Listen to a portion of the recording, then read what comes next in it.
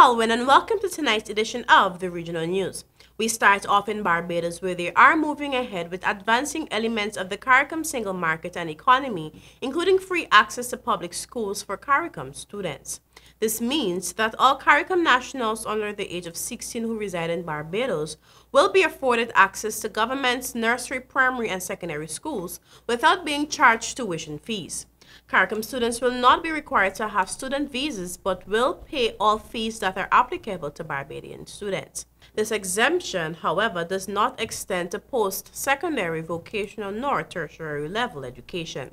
In addition, CARICOM students will not qualify to be granted scholarships and exhibitions. Additionally, at least one parent or legal guardian of the relevant child must be residing in Barbados under an approved immigration status in order to access the tuition-free provision now afforded to CARICOM nationals, namely the status of citizen, permanent resident, immigrant, or reside and work.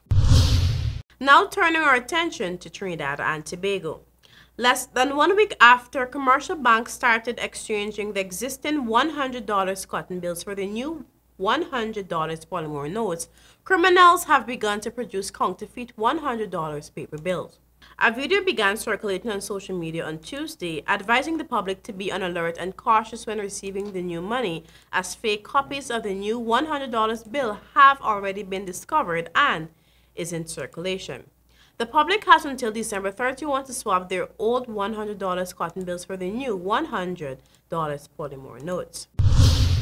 And still in Trinidad and Tobago, the body of a woman was found yesterday afternoon off Demerara Road in Arima. Police said around 1 p.m., motorists observed the body of Roma Lamont, 28, along Demerara Road, which connects to the Eastern Main Road to Churchill Roosevelt Highway. Police said Lamont was an employee of RBC Royal Bank.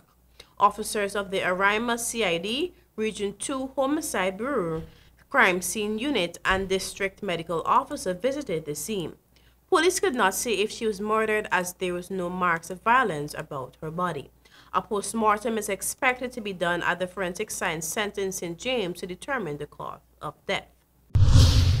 And finally, the anguished wails and screams of Stacey Howard filled the air at Welch's Christchurch Sunday evening after she identified the bodies of her daughter and grandson who died in an apparent drowning. Howard, canteen operator at the Caribbean Broadcasting Corporation, clung to her other daughter Jamila for support as they slowly made their way down the beach to where the two covered bodies laid on the sand. They were those of Neoka Howard, 27, and her 5-year-old son Nico Roach, who both lived with Stacey in St. Philip. Neoka used to help her mother run the canteen. Police Public Relations Officer Acting Inspector Rodney said police received a report about 4:15 p.m. that 2 people, an adult female and a young boy, had drowned while at Welch's Beach. And that's it for our Regional News this evening. Back to you, Colwyn.